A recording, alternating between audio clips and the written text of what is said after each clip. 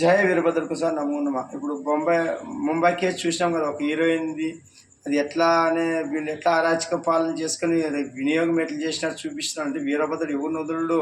వెంటనే తిరిగిస్తాడు. వెంటనే పనిష్మెంట్ ఉంటానని అంటే ఎవరు అరాచకాలు చేసినా దాపెట్టేది ఉండదు. కర్మ వెంటనే తిరిగిస్తానికి ఉదాహరణ.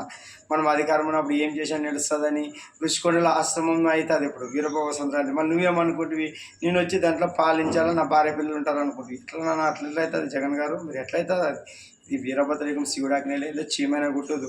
శివుడు ఆజ్ఞ లేదు ఏది జరగదు. మంచి అయినా చెడైనా ఆ చెడుని కారణము దుష్టులు చూస్తాడు. పాపం పండేంత వరకు ఆ చెడుకి కారణం అవడానికి కూడా కర్మ ఉంటుంది. ఏది ఊక జరగదు. శివుడు ఆజ్ఞ అనేది ఒక మనిషి చనిపోవాలన్నా కారణం ఉంటుంది. పోయిన జనంలో వాడు కిరాతకంగా చంపింటాడు కాబట్టి చంపించుకుంటాడు, కాలుతో తొన్నింటాడు కాబట్టి కుంటోడు అంటాడు, కామంతో చూసినాడు కాబట్టి కండ్లు పోయి ఉంటాయి, సంతానం సరిగి పెంచలేకుండా సంతానం లేకుండా పుడతారు. ఇవన్నీ కర్మ సిద్ధాంతం ఉంటుంది. ఏది శివుడు ఆజ్ఞ అనేది జరగదు.